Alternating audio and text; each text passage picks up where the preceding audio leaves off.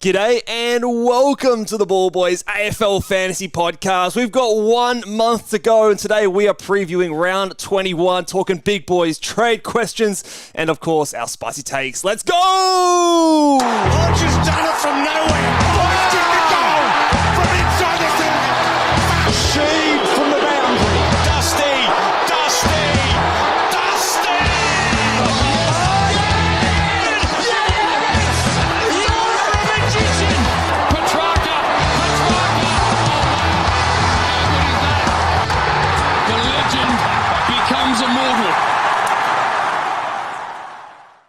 G'day and welcome again to the Ball Boys AFL Fantasy Live on your Friday afternoon. Today we are talking round 21, previewing the beginning of final season. Luke, people have got their AFL Fantasy Finals. We're deep into the Content Creators Cup matchups. We are always deep, mate.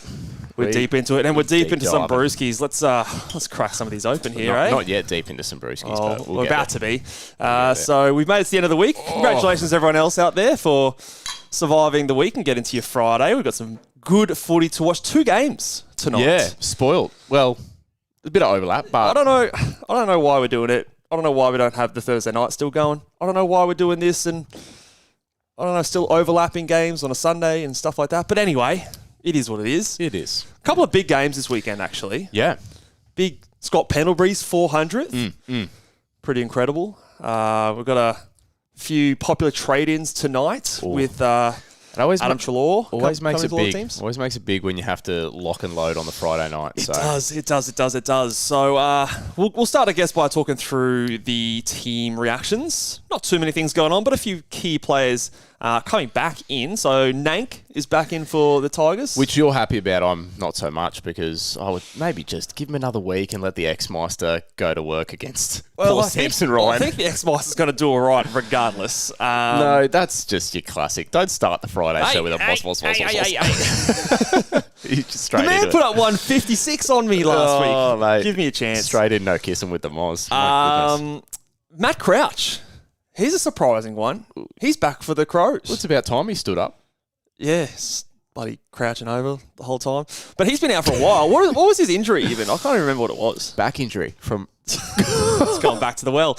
But he's back, as well as Jordan Dawson from his concussion. How's your spicy take looking, by the way? Crouch to out-average Laird Well, for look, the year. it was good until Crouch got injured.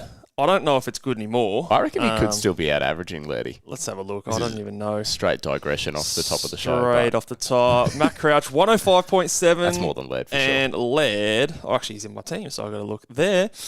I think you're still on for that one. 101, yeah. So, yeah, Crouch is still doing it. And I don't know if we can really get away with it unless Crouch puts up some real stinker. So I wonder how that will inflict some damage on my pod.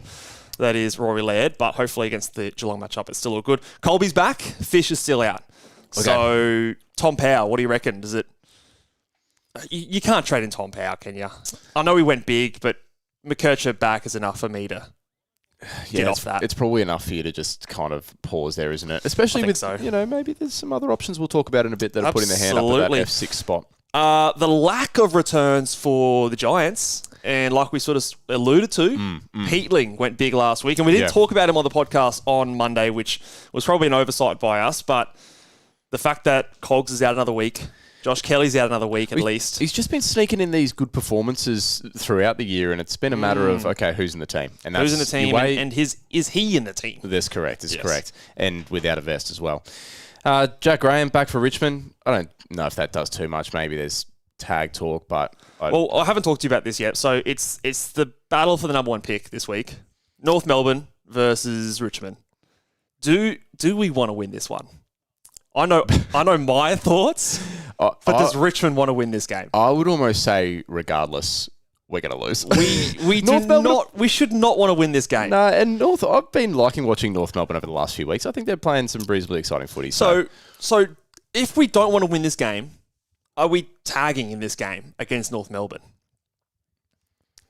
Put it this way, it's not going to change. I mean, if you think about captaincy in terms of Sheasel and stuff, okay. No, I'm gonna go no. I'm just gonna come out and say no. I don't think we should or will either. Maybe it's like a half-ass tag at the second half. We're already getting beaten, but yeah. Anyway, let's go. Rowbottom's back for Sydney, which I think is important because obviously we had some big scores against Sydney last week, which were all going 125, and I think Rowbottom just makes it that little bit extra difficult of a matchup because he's a very defensive-minded guy. So I think he's an interesting in.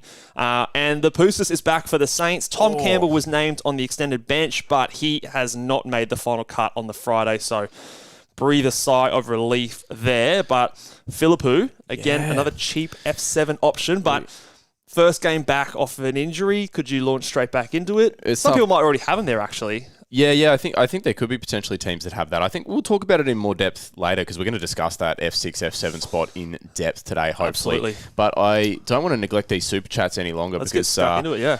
And definitely when I Support Sausage jumps in with a super chat to start. We also support Sausage, mate. Don't worry about that. It's one of our big supporters. Yeah.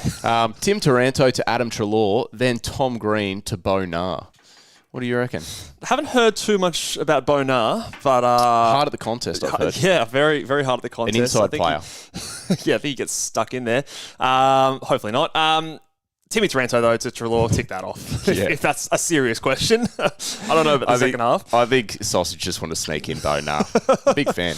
Just conceal it within an actual question at the start there. Yeah, definitely. Smart move, Jared. Hopefully Jared's got a serious question for us. Fellas, which trade? Rosie to either Brayshaw or Steele? Or going Rivers to Newman? My second trade is Lux trade English to Marshall. Yes. As I see the higher ceiling. So, yeah, if you're locked in on that second one, are we going Brayshaw to Steele? Or, going Rosie to either Brayshaw or Steele? I think I'm going Rosie to Brayshaw. Before you'd go Rivers to Newman? Newman's got that sneaky good run coming up, hasn't he? Rivers is funny because he lost the role the week before, but had it back last week, and he actually got a bit of attention on the weekend from who was it at the end? Did they play GWS? Did he get a Bedford tag?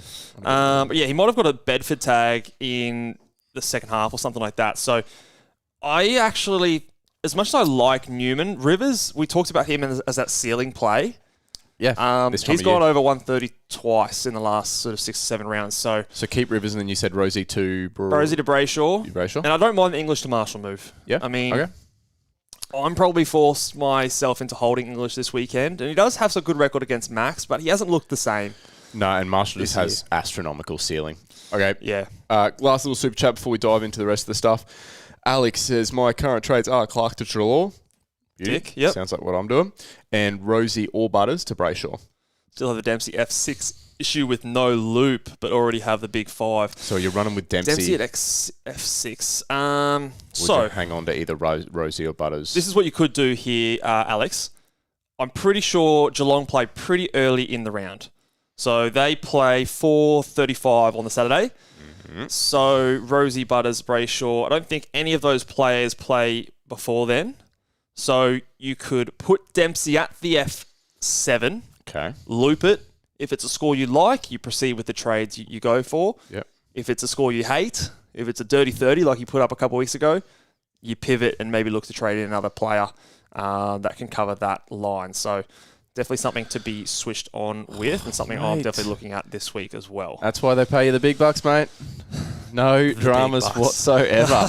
But okay. should we talk about... let's first, before we dive into the trade targets. Yeah. Big week of matchups. Infinite Wealth giving us the Content Creators Cup, making smarter financial decisions, helping you make smarter financial decisions. Go to infinitewealth.com.au/AFL Fantasy. I believe they also have, for the Perth fans out there, there's something going on, a seminar or something like that you guys can go along and check it out. But head over to the website there to get the details. Matchups. Big ones. We're both... elimination finals. Well, do or die. Correct. I've got the mighty Jep who's in red hot form. You might actually remember last time he fisted you. Yeah. Well, yeah. I can still feel that matchup, and you don't want to feel a matchup. No, I tell you what. Not weeks later. Hey, I don't mind that, but a little comeback. I reckon I got a chance against the mighty Jep this week. So you've won 3 of your last 4. I've lost 3 of my last 4. That's because you're a loser, mate. Yeah. No, that was a bit harsh. Straight loser. Felt bad. You know, there's a player watching a bit of Olympics. There's a player for Argentina, their volleyball team. Yeah. His last name is Loser. And it's printed on the back of Spelt loser? Spelt Loser. It's proper. He's full-on loser. You'd probably get that one changed, eh? Oh, absolutely. And it's no shock that they've lost both their games. And his teammates are like, can we get this guy? He is talk about a Moz. He's selling this guy. You can't have a guy called Loser on your team going to the Olympics. That is a straight Moz. Holy shit. But, credits to the guy for making it as far as he has. He's overcome a lifetime of Mozes. But anyway, I got distracted. I'm versing Roy again, another very good coach. Obviously, second highest ranked in the ladder on the Content Creators Cup and fighting for a hat himself. So he's going to be coming out full guns blazing. So... yeah, nervous times over at Mitchmond. That'll be good. We'll see how we go. So, all right, let's talk about some trade targets. If you want to bring those ones up on the screen there. While we're doing that, Fantasy Fanatics, I'm assuming that is Bales. Encourage everyone to smash the like button. Would love if you listen to the great man and, smash the thumbs up down below. All right, defenders. Tom Stewart, number 1 trade target Get this him week. He's been up there the last several weeks. Yeah. No excuses now not to get him. I mean, he's more expensive now, but the role, it's amazing.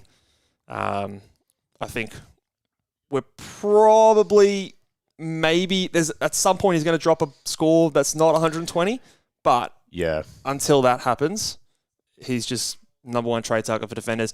And I'm assuming a lot of us have the big 3 in like Whitfield, Sheasel, these guys aside. And those other guys, Yeah, his season's been amazing, hasn't it? Because we initially, you were expecting him to be what he normally is, that high 90s guy in the defensive role. He fell off the face of the earth, and then he's come back with this super versatile role that's just like, if he's in this role, you're picking him as a top 6 defender every single year. Yeah, 100%. Nick Newman is at number 2. He's been my pod for the last little while. Mixed results, but I think the reason I've held on to him is because of the run that's coming up now. Yeah. So Collingwood this weekend. Last time he versed Collingwood, he went 140 plus. Hawthorn, West Coast, and then St Kilda to finish out the season. He's a good player, man. He's a really good player. Can score in patches. Can also go missing at times. So there's a little bit of risk there. But I do like him as a bit of a unique play. And then Jack Sinclair at number 3. If it was next week, he'd be above Newman because his run starts next week with, I think, they've got a Geelong and Richmond back-to-back, if memory serves me. But this week, Brisbane a little bit tougher. But at least it's at home. They've got all their games under the roof to finish it out. So he is my number 3. I know Richards for the Bulldogs is a popular target. I'm not as sold. What are your thoughts on the redhead over in the Bulldogs colours? He's had a back-to-back tons, I believe, and I think he even got tagged by James Jordan last week and still managed a 110. But he just tons too.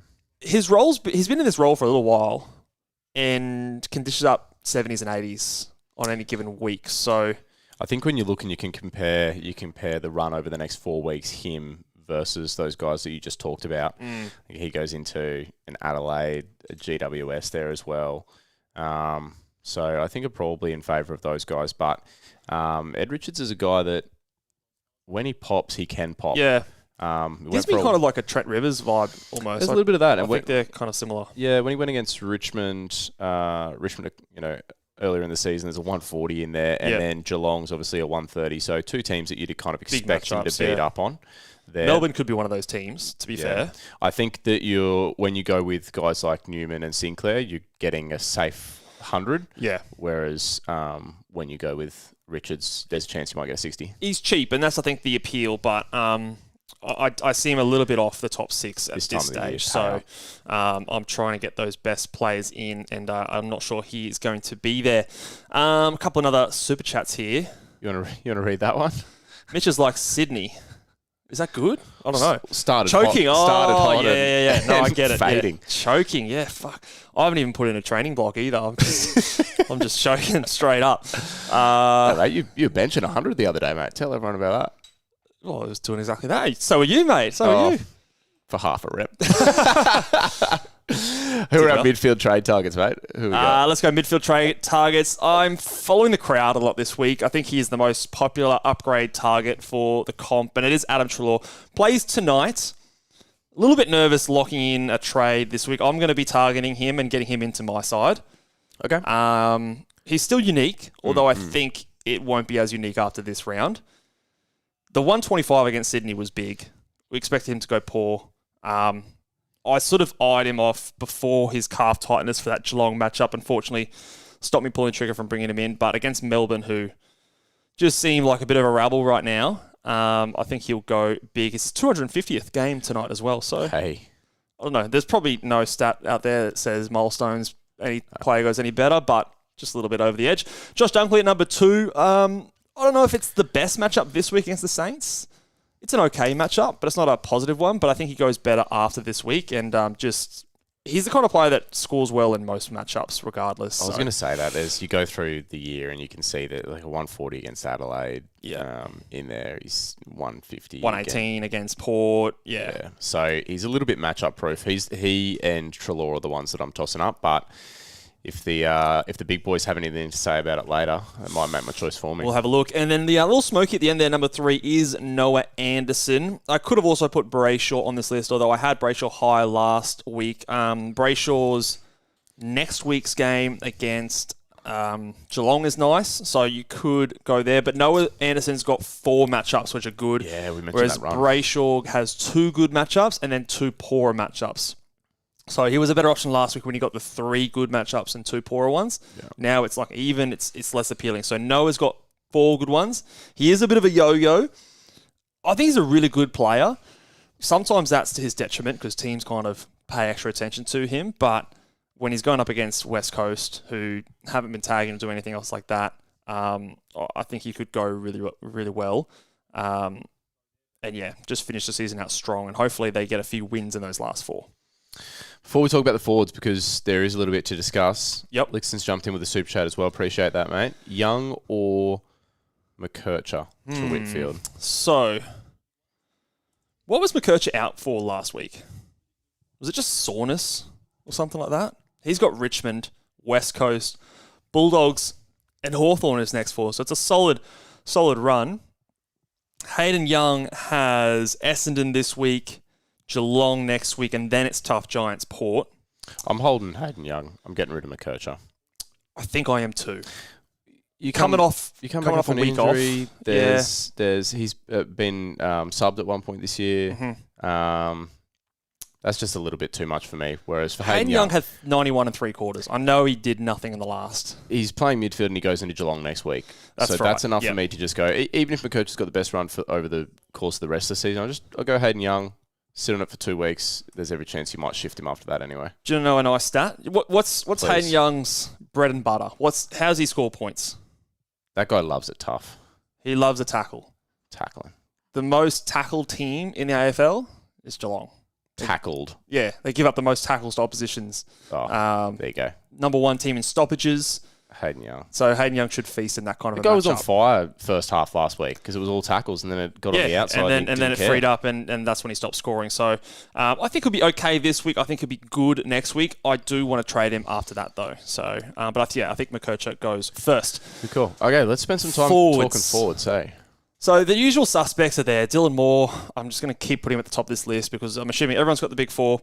Dylan Moore kind of makes it a big 5. Jai Simpkin, I think, has got a great matchup this week against the Tigers. James Peatling, like we sort of talked about before. Fuck yeah. We didn't talk about him on Monday. He comes in and last week, and I felt sick when I saw this score as well because I think it was like the Friday afternoon or something like that. Someone asked me a question on YouTube. Do I go Peatling or do I go Manor? And I said Manor. And it cost this person a lot of points. Way more than it should have. Yeah. You can't judge a trade by the week. I do feel bad. But so he sucks. goes 133. His biggest score potentially of his career. With no Cogs and no Josh Kelly. Yeah. They're not there again this week. It's conflicting, but isn't it? Because, yes, but their run is not necessarily... Not the best. So that's why I kind of like that you've got the little F7 in brackets there. I think it's an F7 play only because there's every chance that he comes out. And Hawks, the hardest matchup for midfielders. Yeah. Coming off Melbourne, who are one of the easiest. So I think he's like for F7, it's fine. That position, that role is great. It's good enough for this week. Next week, I'm pretty sure if Cogs is coming back, Josh Kelly might be one more away, but... Well, F7, listen to this as well. So he goes, like you said, Hawthorn this week. But then next week, they play first game Saturday morning. Mm-hmm. So F7, looping. You have a look, yep. The next week after that, they play again that 1:45 time slot again, on Saturday. Yeah. So I've only looked a couple of weeks ahead, but like... And then the last round's not scheduled yet. So he's the perfect F7 play. You get him in, you have a look at either him or the other guy, whoever plays first. If it's a shit score, you roll into the other person. So I like it a lot better as an F7 play, and he's under 500,000. Very easy to do. I don't think I'd be trading into him if I'm just whacking him on the field and just keeping him there. Yeah. But again, it might be one of those things where, say you've got a Simpkin or a Myers or Manor or one of these other guys, they play before them. So this is my question to you. What is the line these guys score and you pivot and try to do something else and not bother with the F7 this week because you've already got a score that you like? Like, what score is that? What score do I like enough to take that score? To not worry about Peatling F6. and then try and do an upgrade somewhere else. It's F6. It's like... Is it like 80? Yeah, that's what I'm kind of like in between like 75 and 80 because it's F6. But there's also an advantage to just having that locked away now and then for the next few weeks have that. I mean, it's obviously going to be more expensive in next terms of week. Bringing him in. Yeah. Yeah. But it won't provide you any points this week if you are going to just go with the guy you've looped. Yeah. It's a tough one. I think it's about 80 for me too, but... Also, I'd imagine most people will, but also just making sure that you've got someone to activate that loop with, if need be. Yeah, like a Barnett, he's early this round. Yeah. You and I both traded in Jasper Scaife, Hawthorn legend. Mark Scaife. Guess who's coming in this week for me? Who's coming in? Oh, the Forkhead. Oh, Forkhead. Yes. Let's go. Mate, well, that's tonight. I hope you realise that that's going to lock it in. So don't fucking care. You can't talk. Done. Don't talk me out of the Forkhead, mate. Don't talk me out of the Forkhead. Just for the memes. So yeah. Just for team morale. What about Peatling versus Philippou? Oh, was Philippou? This is the difference here. Is the minute that GWS get someone they want more than Peatling, he's out. See you later. Yeah. Okay? And we've seen it this year. But when the Poo came in a few weeks back, it was like Poo God. Like he was like the Poo man. He was it, yeah, and he was like first in. Yeah. So I almost like the Poo better. So he plays Brisbane Is that this bad to weekend. say? Next week he plays Richmond and then Geelong back-to-back. Oh, I think I'm... So matchup-wise, Philippou probably has got better matchup. And like you said, he's less of a guy who's going to be immediately moved out. I might have just talked myself into trading into Pooh. The tough thing is he's coming back in off a multi-week injury to his hip. Yeah. I think the instant reward's going to be with Peatling. And I think at this time of the year, you want that. But... You go Peatling, I'll go Pooh. Yeah. To me, that then makes it enough to me that if I get a solid score, I'm not going to worry about trading either of them in, because then I might still be interested in trading in Philippou next week. He's 460k, so it's like he'll still be 500,000 or something like that. So, very interesting discussion there. But I think a lot of us, after the next week or two, will have an F7 loop, which I think will make the game a little bit more interesting with those kind of decisions. So... let's maybe move on to the next segment here. Fuck yeah, what are we doing? Oh, I can see what you're reaching for. Oh, not Oh, those. whoa, whoa, not those next boys. These boys, let's go. Woo! Woo! Let's go, big boys. And we've got some big boys tonight, Luke. Big boys tonight. We've got 3 of my top 5 playing tonight. Well, that's useless, mate. They're all clashing with each other. Not good. No, what are you doing? But I think most of us will be using a VC on Friday night, which is always very exciting. Gives a bit of spice to Friday night footy. Don't tell me you're going to go trade in VC bang bang. I might. So we're watching the footy tonight. Oh, I have to watch Friday night footy. Last time I didn't watch Friday night footy. No, but I mean this round. we're watching the footy. We're going hard tonight. We're getting lit and watching the footy. Adam Treloar is the number 1 big boy this week. It's about time he's gotten on there. He's the number 2 averaging midfielder for the season. Oh god. And he's coming up in his 250th against Melbourne at the MCG. Oh no. Melbourne where this is going. Don't typically tag, and if they do, it's Bont. They are probably going to get smashed. Treloar, I think it's going to be hard for him to not have 35 touches. That almost sounded to a T what the commentators say when somebody's lining up for a set shot 25 metres directly in front. Yeah, could very well be, but the numbers suggest that he should go well here. Sam Flanders is at number 2. The trouble is the game's an hour later than the first game. So if this was a normal first game on Saturday, I'd be going Treloar into Flanders. Can't do that. I don't care what score you are on at halftime. I'm not moving that captaincy onto a red dot because superstition tells me that player's going to get injured the second they step out in that third quarter. You're just a little stitious. So he's at number 2. So if you wanted to go against Treloar, I like Flanders as another option. If you don't have Treloar, Flanders is a good option. Coming off a 130, I think he had at least 2 weeks ago, and a 110, I think his last 2 scores. Dane Zorko has St Kilda this week. Last time he was at St Kilda, or had St Kilda, it was at the Gabba. This time it is going to be down, I believe, under the roof at Marvel. He had a 125 after a 90-something first half. Yeah. Then slowed down. Some defenders have not been scoring as strongly against St Kilda recently, but a bit of the stats have been swayed by Jordan Ridley getting injured early, Dan Houston having that random 47 against St Kilda, which lowered those defenders against Saints numbers. So I still think it's a very positive matchup, and I think he's a good one. Do you feel good about going into Dane Zorko as a captain, though, and not a vice-captain? I'm looking at number 5 on your list and almost feeling a little more confident with... You feel a bit safer? Going into him, potentially. I don't know if there's anything to this. You're the big boy master, but the ruck and just the fact that they're always there, it's hit outs, it's tackles. It feels like the floor is, and touchy, but it feels like the floor is just like... you're guaranteed a 120, basically. Well... But no, yeah. So number 4, I've got Marcus Bontempelli, and number 5, Tristan Sherry. Bontempelli, he's not lighting it up right now, but there's a world where he goes big tonight.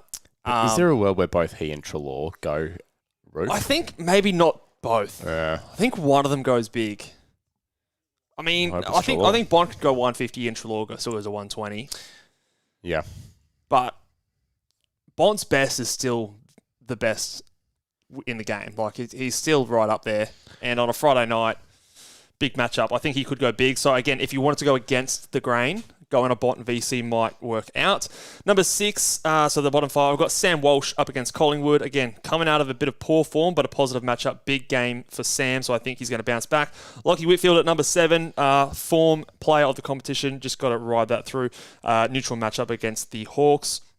Harry Sheasel was in the top 5 until we saw Graham get named as back in for the Tigers. So I have him at number 8. Noah Anderson in at number 9 against the West Coast. I prefer his teammate Sam Flanders. And then Rory Laird also featured a lot higher. He's at number 10, but with the Matt Crouch inclusion, I think he was at 6 at one point. He's fallen down to number 10. He scored average 98 points with Matt Crouch in the team and 107 with Matt Crouch not in the team. So nearly 10 points difference with Crouch in there versus not. So I think that does hurt him with him coming back into the side. But still a very positive matchup against the Cats. So those are the big boys. Well, you take your shades off. But tough one. A lot of good options playing early. Dane Zorko. Yeah, it's something feels a little nerve-wracking. They're travelling. But I still think if a Treloar or Flanders, whoever you're going, doesn't get up, that he's probably the guy to go. But yeah, wouldn't blame him if you wanted to go into the X-Man because he does feel a bit safer. Oh, this time of year, we've got a lot of good options, and most of us have got them in the team. So yeah, while you were doing that, I found the poor bloke that you screwed. Say sorry to Clooney there. Clooney? He was the guy that you suggested, man. Sorry, man. I mean, yeah. Sorry, bro. I've been anti Pete Ling most of the season. Unlucky. It's probably more and more enticing this time of year when you don't have to hold him as long and you're making moves all the time anyway. So I probably should have thought a bit more short term with that, but yeah, obviously I didn't get him in either. But yeah. On a lighter note, Liston's jumped in with another super chat. Appreciate that. What food is he eating at the markets? He's going to the markets tonight. Markets. Okay. You know, I don't know what food you should eat, but I reckon it should be spicy.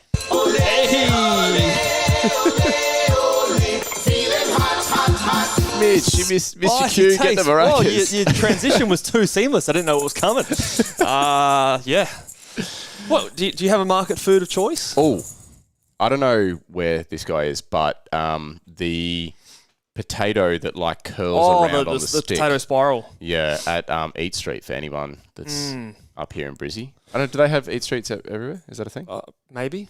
Anyway, spirally potato thing's not bad. I like those cheese wheel pastas. Have you seen those? Oh, where it's like a big divot out of it. Yeah, that's got a name. Yeah. They're good. Yeah, but what's the name for it? Oh, I don't know. Uncultured. It's the thing where it's a piece of bread and the top is off the piece of bread. Is that what you're talking about? And no. You're talking about because they're elite. Cob loaf. Cob loaf. Yeah. No, I'm talking like a full-on cheese wheel, and they're putting pasta in there, and so the cheese gets in with the pasta, and you just serve it straight out of the cheese wheel. Bloody good. Anyway, let's talk about some spicy takes. Do you have a spicy take for us, Luke? Shoot us off. I do have a spicy take. I read an article. I didn't read. I skimmed. I skimmed an article today that said that Zach, according to Champion Data, Zach Merritt isn't one of the elite players in the competition. And I agree. That man sucks. Well, and I think he's going to prove Champion Data wrong. This guy is a guy that we've seen go 170. We saw this guy go 150 and a half or something, didn't he? It was 130 something and a half. Insane. Maybe a couple of years ago. It's my spicy take this week, but I just love to see him turn it around and give us a big ceiling score. Bit of talk that he's going to get the tag. No, the coach reckons they're going to tag him, but I don't know who they would tag with over at Freo. They haven't been tagging much, so maybe it is Erasmus who comes in, but I don't see that personally happening. I think when they say those kind of things, it's a bit of a red herring. So I like it. I'm going a bit negative. Oh, and even though he's in my top 10 big boys, it's a spicy take because it's unlikely. But I think the ton run for Lachie Whitfield stops this week. He is tonned up every week since the bye rounds. Hawks, I think the Hawks, who were a good matchup for defenders, but recently they've been a lot tougher. And he's going to have to defend a fair bit. The small forwards for the Hawks, they get busy, man. They can do you like dirty. McDonald, Ginnivan, Moore. So he's going to have to pay a bit more attention and actually defend a little bit. So I think that affects his scoring this round. Okay. Potentially ruining some people's captains if we do have to go into him. I think he might be a popular one, but Less we'll spicy. see. It is a spicy take because he has been absolutely killing it. Now, while everyone quickly gets their questions into the chat, do you want to let people know what they should do if they miss out on having their question answered? Yes, so if you don't get your question answered, you can head over to askmeonq, spelt qu.com/ballboys. I do have a few questions in there that we'll be getting to straight after this live stream as well. So if your question is in there, I will get to it after this. But if you want your question answered, maybe privately, if you've got a league matchup finals coming up and maybe your opponent might be sitting in the chat here and you want, Just want a little lurking in the sneaky chat. little download, send your question over there.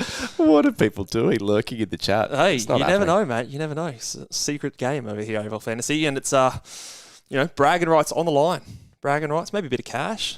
But we'll see. Head over to askmeonq.com/ballboys. Get your questions answered. All right. Awesome. I think there actually is a super chat that we might have missed there. It is Rosie, Butters, or Clark to Trelaw.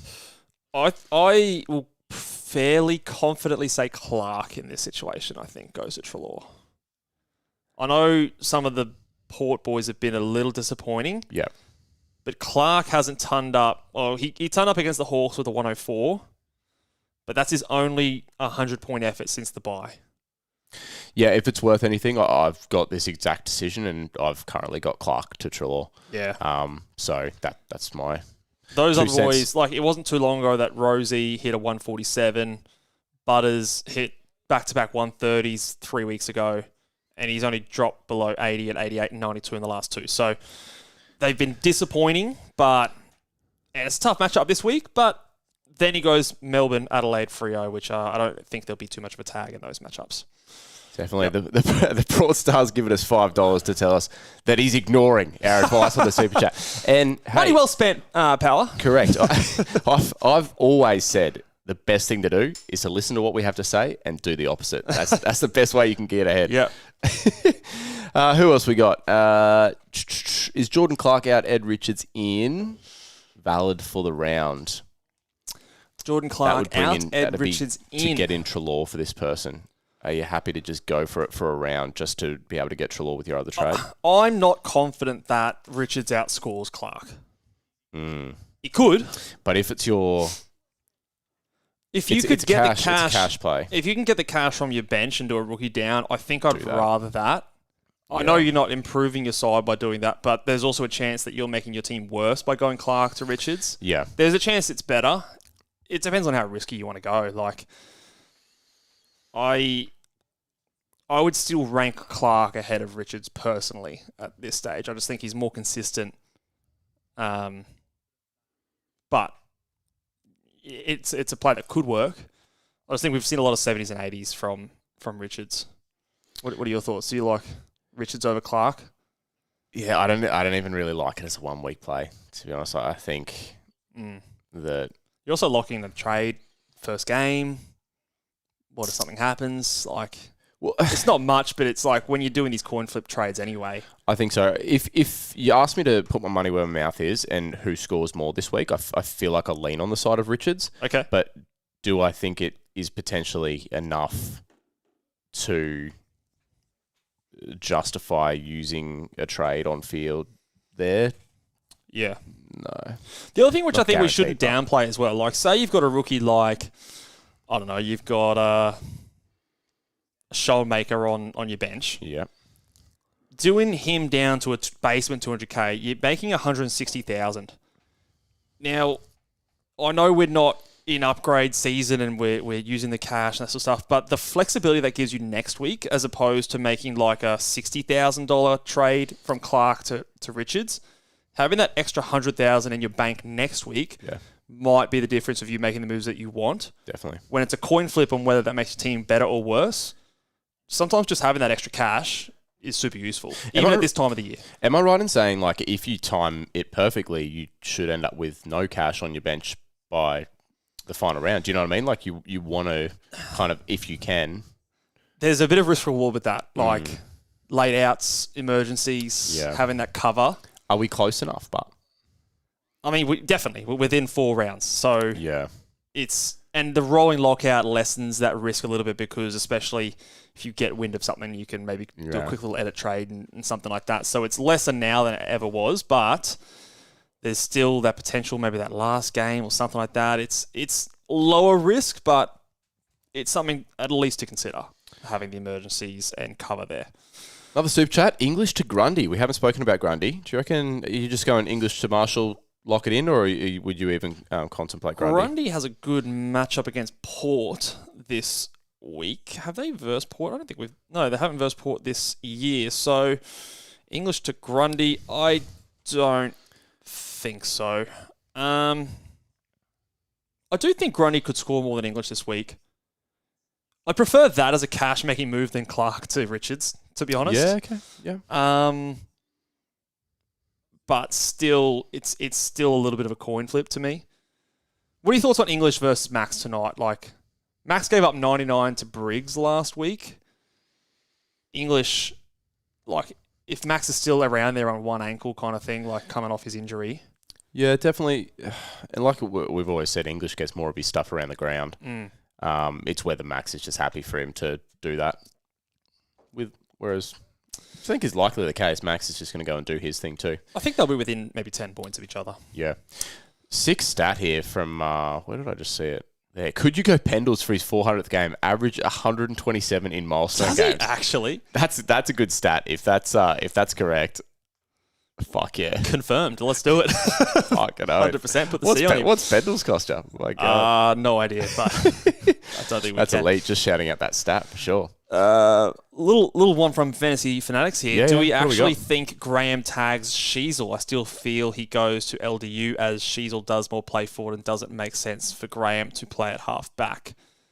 What would you do if you were Richmond? I'd take Sheasel. I would too. I can see where Bales is going with it. When I'm looking at that, look, is Sheasel VCable?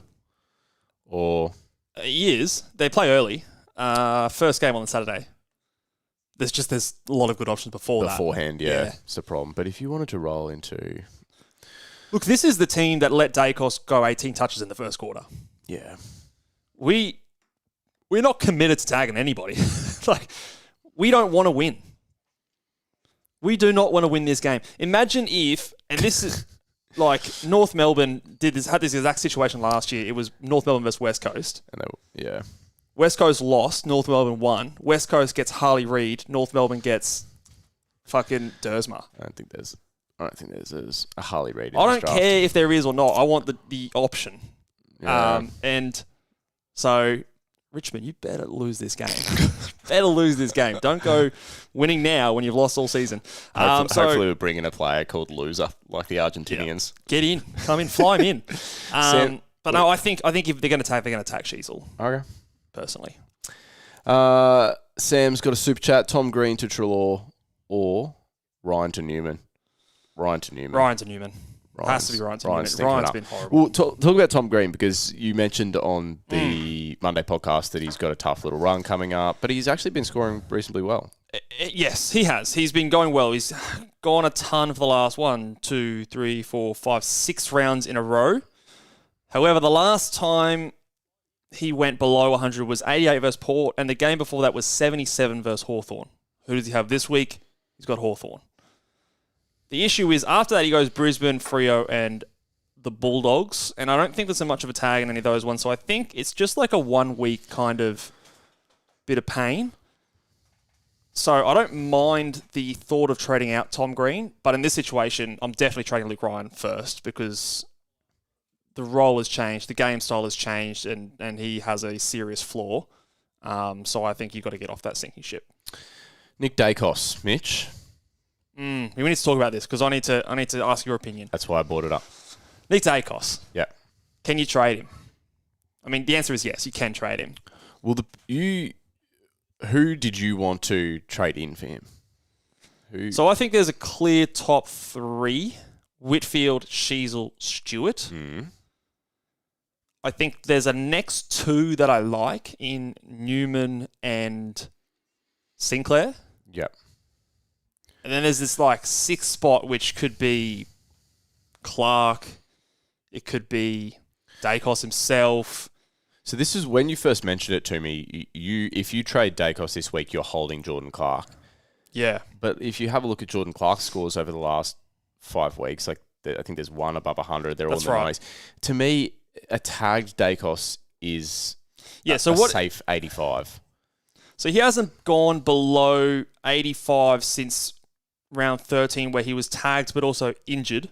Played 68%. I feel like we've only seen those obnoxiously low scores from him when he's been tagged and injured. So we saw it last year, late in the season with McGuinness, and like you said earlier this season. So, but the other thing is the tags that he's gotten have they been like hard, just Windhager on Took Miller kind of tags? But I don't think is that what you're expecting him to get in the next 2 weeks?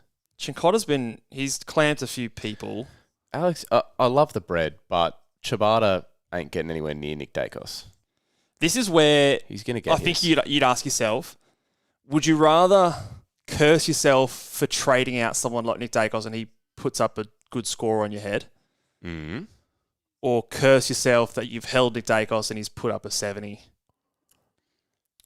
Like, which one feels worse? And to me, trading out Nick Dacos and having a big one feels worse. That feels right. But to me, it's more about like who you keep in that scenario. So like the reason I would just go, do whatever you want, Mitch. But Jordan Clark's on your field. So like if you feel like you're guaranteed better from Jordan Clark over the next 2 weeks than you are from Dacos, I think that's. So do you think that's a bit silly, isn't it? What's the percentage for the next 4 weeks? Who scores more, Jordan Clark or Dacos? I feel like it's Nick Dacos still. Yeah. But okay, I feel like it's Nick Dacos still. But if it is Jordan Clark, I don't think it's by much. Jordan Clark's run isn't that great. So they got Essendon, Geelong, which are tougher for defenders. Yeah. Giants and Port. So I can kind of I can see a scenario where Jordan Clark outscores Nick Dacos for the rest of the season, but I can't see a scenario where Jordan Clark outscores Nick Dacos obnoxiously.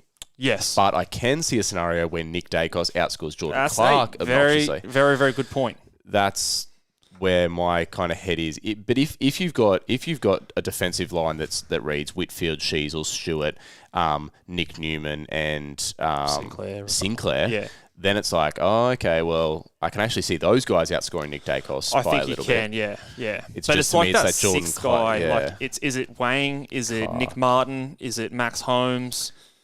Is it Jordan Clark? Is it Hayden Young? Like those guys, they're all a bit of a raffle, I still think, at this stage. That sixth player. All in the sort of the 90s kind of zone. So I think there's a world where it works, but I think I said this on Monday. Like Nick Dacos is playing a much more inside contested game than he has in the past. If that bloke tackled. Oh, man. And when he tackles, he goes big. Like there was a stretch at the middle of the year where last time he first Carlton, it kind of kicked it off. He goes 7 tackles, 5 tackles, 7 tackles. And in those games, 122, 131, 115, 133. Tackles equals scoring for him. It's not because he's not in the position to tackle. He just gets the ball. He wants the ball. Does DeGoey coming back in this week help him? Like, does that take a bit of the heat off Dacos with DeGoey back in, or is he going to be kind of back and playing a bit more of that forward role, which we've seen him do, coming back off injuries? I'm not sure either way, to be honest. The other thing that I like about Dacos is the coach and Collingwood. They're going to be doing everything they can to get him involved in the game somehow. Yeah, like they pull moves, putting him forward, putting him back, putting him on the work. They'll do whatever it takes to get him involved. Whereas someone like a Jordan Clark, it's like if he's not involved, then who cares? Like, all right, it doesn't matter. Whereas Nick Dacos is going to be doing everything he can. And they're on the line, Collingwood. Like they have to win. Yeah. So I'm on the side that Nick Dacos is a very luxurious trade.